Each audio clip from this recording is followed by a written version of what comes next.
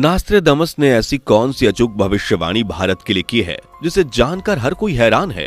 क्या वाकई समय आ गया है तीसरे विश्व युद्ध का? क्या सच में भारत में जन्म लेने वाले हैं एक महान राजनेता? भारत महायुद्ध में कैसी भूमिका निभाएगा? आइए सब जानते हैं आज की वीडियो में आगे बढ़ें उससे पहले अगर आप एक सच्चे हिंदू हैं तो सब्सक्राइब करें फैक्ट मंत्रा चैनल को और बेल नोटिफिकेशन को ऑल पर लगाएं ताकि कोई भी वीडियो मिस ना हो। तीन ओर से घिरे समुद्र क्षेत्र में वो जन्म लेगा जो बृहस्पतिवार को अपना अवकाश दिवस घोषित करेगा। उसकी प्रशंसा और प्रसिद्धि, सत्ता और शक्ति बढ़ती जाएगी और भूमि और समुद्र में उस जैसा शक्तिशाली कोई ना होगा। दोस्तों, ये भविष्यवाणी है जो बरसों पहले एक ऐसे देश के बारे में की गई थी जो आज के समय सबसे ज्यादा चर्चा का विषय बना हुआ है। जी हाँ, भारत। आज हमारे भारत की चर्चा दुनिया भर में हो रही है। इसकी पॉपुलैरिटी का कोई हिसाब नहीं है। आज भारत दुनिया के शक्तिशाली देशों में शामिल है। यह वही देश है जिसने चांद के उस हिस्से में अपने नाम का परचम लहराया जहां अब तक कोई देश नहीं पहुंच सका था। भारत की तारीफ में जितना कहा जाए उतना कम है। खैर, बात अगर हो रही है तो आज के समय में दुनिया भर में भविष्यवाणियों की खूब चर्चा हो रही है। वहीं अगर बात करें भविष्यवक्ताओं की तो इस लिस्ट में नास्ट्रेदामस एक ऐसा नाम है जिसके बारे में शायद ही कोई नहीं जानता हो। आज दुनिया भर में नास्ट्रेदामस को जाना जाता है और यह वजह है उनकी हैरान कर देने वाली भविष्यवाणी जो उन्होंने दुनिया के बारे में बरसों पहले ही कर दी थी। नास्ट्रेदामस की कई भविष्यवाणियां हैं जो एकदम सच साबित हुई, जिनमें जर्मनी में हिटलर का उदय, अमेरिकी राष्ट्रपति जॉन एफ कैनेडी की हत्या और पोप फ्रांसिस का आगमन जैसी भविष्यवाणियां शामिल है। नास्ट्रेदामस ने न केवल विदेशों के लिए बल्कि भारत के लिए भी कई भविष्यवाणियां की हैं, जिनमें से तो कुछ सच साबित भी हो चुकी हैं। जैसे इंदिरा गांधी की मृत्यु के लिए भविष्यवाणी। इस भविष्यवाणी में नास्ट्रेदामस ने कुछ ऐसा बताया था, निष्कासित स्त्री फिर सत्तारूढ़ होगी, उसके बैरी उसके विरुद्ध षड्यंत्र करेंगे। 3 वर्षों के अपने यादगार कार्यकाल के बाद 70 की आयु में लगभग उसकी मृत्यु होगी। वहीं साल 1977 के आम चुनाव में इंदिरा गांधी की हार हुई थी और तब जनता पार्टी की सरकार बनी थी, लेकिन 1980 में वो वापस सत्ता में आई और प्रधानमंत्री बनी। जब उनकी मृत्यु हुई तब वो 67 साल की थी। यही नहीं दोस्तों, नास्ट्रेदामस ने राजीव गांधी की मृत्यु को लेकर भी भविष्यवाणी की थी जो सच साबित हुई। खैर, हम आपको नास्ट्रेदामस की उन भविष्यवाणियों से रूबरू कराने जा रहे हैं जो भारत के लिए सबसे बड़ी भविष्यवाणियां हैं। पर उन भविष्यवाणियों को जानने से पहले हम आपको नास्ट्रेदामस का थोड़ा परिचय दे देते हैं। नास्ट्रेदामस फ्रांस के भविष्यवक्ता हैं। इनका जन्म 14 दिसंबर 1503 को फ्रांस में हुआ था। नास्ट्रेदामस ने अपनी पुस्तक 12 सेंचुरीज यानी कि 1200 ट्रापोड्स लिखे, जिनमें से अब केवल 955 मौजूदगी में है। इनमें से लगभग 3000 भविष्य कथनों का वर्णन हुआ है और बीते हुए 50 वर्षों में उनकी लगभग 800 भविष्यवाणियां सच साबित हुई हैं। यानी आप इस आंकड़े से ये अंदाजा लगा सकते हैं कि नास्ट्रेदामस किस तरह के भविष्यवक्ता रहे थे।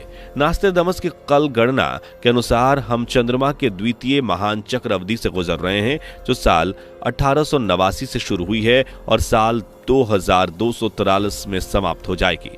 लगभग 499 साल पहले की हुई इस भविष्यवाणी के अनुसार यह अवधि मनुष्य जाति के लिए रजत युग है। साथ ही बता दें, नास्ट्रेदामस की भविष्यवाणी में तीसरे महायुद्ध का भी जिक्र किया गया है, जिसमें भारत के लिए कहा गया है कि भारत इस युद्ध में एक अहम भूमिका निभाएगा।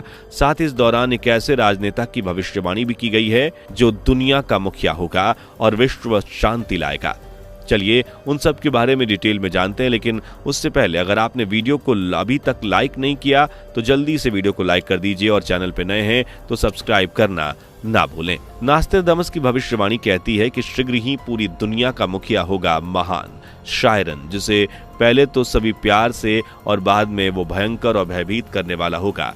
उसकी ख्याति आसमान चूमेंगी और वो विजेता के रूप में सम्मान पाएगा। नास्ट्रेदामस के अनुसार एशिया में वो होगा जो यूरोप में ना हो सका। उसके बाद बताया गया है कि एक विद्वान शांतिदूत सभी राष्ट्रों पर हावी होगा। अब देखा जाए तो वर्ण और शरण जैसे नाम तो भारत में ही होते हैं, लेकिन भविष्यवाणी में जो जिक्र किया गया है उससे तो लगता है कि महापुरुष का नाम शौ से शुरू होगा। शायरन नाम कुछ अजीब है। वैसे नास्ट्रेदामस ने इसे इंग्लिश में चायरन लिखा है। इस दौरान एक व्यक्ति के नाम का जिक्र किया गया जिसका नाम एलिस बताया गया है। इस व्यक्ति की बर्बरता के बारे में लिखा गया है कि भविष्यवाणी के अनुसार उसका हाथ अत्यंत खूनी होगा और जो एलिस तक पहुंच जाएगा। उसके बाद उस व्यक्ति की सजा के बारे में लिखा गया है। बताया गया है कि वो समुद्री रास्ते से भागने में नाकाम रहेगा। दो नदियों के बीच सेना उसे घेर लेगी।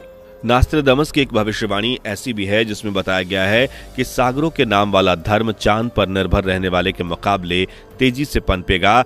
अब यहाँ गौर फरमाया जाए तो चांद पर निर्भर केवल एक ही धर्म है, इस्लाम। वहीं सागर के धर्म की बात करें तो दुनिया में जितने भी सागर हैं उनमें से सिर्फ हिंद महासागर के नाम पर एक धर्म है जिसे हिंदू धर्म के नाम से जाना जाता है। और इस भविष्यवाणी से हम ये समझ सकते हैं कि नास्ट्राडामस ने भारत और हिंदुओं के उत्थान की भविष्यवाणी की है। ये तो कुछ नहीं दोस्तों, सबसे बड़ी भविष्यवाणी तो ये है कि 3 ओर से घिरे समुद्र क्षेत्र में वो जन्म लेगा जो बृहस्पतिवार को अपना अवकाश घोषित करेगा। उसकी प्रशंसा और शक्ति बढ़ती जाएगी और भूमि और समुद्र में उस जैसा शक्तिशाली कोई नहीं होगा। अब इस भविष्यवाणी को समझने की कोशिश की जाए तो दोस्तों 3 ओर से समुद्र से तो भारत ही घिरा हुआ है और भारत में ही गुरुवार एक ऐसा दिन माना जाता है जिसे सभी धर्म के लोग आमतौर पर मानते हैं। और अगर कहा जाए तो यह भविष्यवाणी भारत के लिए ही की गई है तो शायद ये गलत नहीं होगा क्योंकि भारत में पहले भी कई महान हस्तियों ने जन्म लिया है, जैसे रामकृष्ण, बुद्ध, महावीर, चाणक्य और ऐसे कई नाम हैं जिन्होंने समाज को काफी प्रभावित किया। इसके अलावा हम बात करें महायुद्ध की तो नास्ट्राडामस की भविष्यवाणी के अनुसार महायुद्ध का माहौल साल 2012 से 2025 के बीच बन सकता है। यानी आप अनुमान लगा सकते हैं कि हम महायुद्ध के कितने करीब आ चुके हैं। वहीं इस तीसरे विश्व युद्ध में भारत के लिए कहा गया है कि भारत इसमें शांति बनाने का काम करेगा। साथ ही इस भविष्यवाणी के साथ नास्ट्राडामस ने एक ऐसे महान नेता के जन्म की भविष्यवाणी की है जो दुनिया का मुखिया होगा और दुनिया भर में शांति लाएगा। और इस भविष्यवाणी के लिए ज्यादातर एक्सपर्ट्स का कहना है कि दुनिया का मुक्तिदाता भारत में ही जन्म लेगा और शायद ऐसा हो भी सकता है इस महापुरुष ने जन्म ले लिया हो और राजनीति में उतर आया हो। खैर यही नहीं, नास्ट्राडामस ने और भी कई जगह महान राजनेताओं का जिक्र किया है, जैसे 5 नदियों के प्रख्याति द्वीप राष्ट्रों में एक महान राजनेता का उदय होगा जिसका नाम वरुण या शरण होगा और वो दुश्मन के आतंक को हवा के जरिए खत्म करेगा जिसके चलते 6 लोग मारे जाएंगे।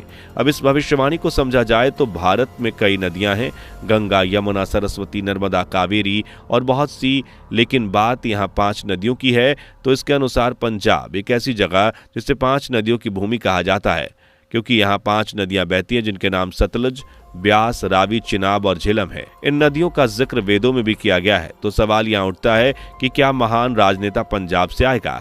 इतिहास पर गौर फरमाया जाए तो गुरु नानक देव, गुरु तेग बहादुर, गुरु गोविंद सिंह जैसे महान लोगों का इसी जगह से ताल्लुक भी रहा है। इन सब से हम समझ सकते हैं कि नास्ट्राडामस की भविष्यवाणी भारत के लिए है। खैर भविष्यवाणी में एक ऐसी भी भविष्यवाणी है, पैगंबर के कुल नाम के अंतिम अक्षर से पहले के नाम वाले सोमवार को अपना अवकाश दिवस घोषित करेगा। साथ ही लिखा गया है कि अपनी सनक में वो गलत काम भी करेगा और साथ ही जनता को करों से आजाद भी कराएगा। इस भविष्यवाणी के अनुसार देखा जाए तो पैगंबर तो एक ही हैं, मोहम्मद, वहीं उनके कुल नाम का हाशमी था और यहाँ हम हाशमी के अंतिम अक्षर यानी कि वो शौ से शुरू होना चाहिए और यदि हम कुल का नाम माने तो मोहम्मद के अंतिम अक्षर का नाम ले तो मो आता है। इस तरह नास्ट्राडामस की कई ऐसी भविष्यवाणियां जिनका संबंध भारत से ही लगता है। वैसे दोस्तों वीडियो की जानकारी अच्छी लगी हो तो कमेंट करें, वीडियो को लाइक और शेयर करके चैनल को सब्सक्राइब जरूर करें। दोस्तों आपकी स्क्रीन पर 2 और वीडियो दिख रही हैं जिसे देखने के लिए आप स्क्रीन पर क्लिक करें। दोनों देखिएगा, बहुत अच्छी वीडियो बनी है।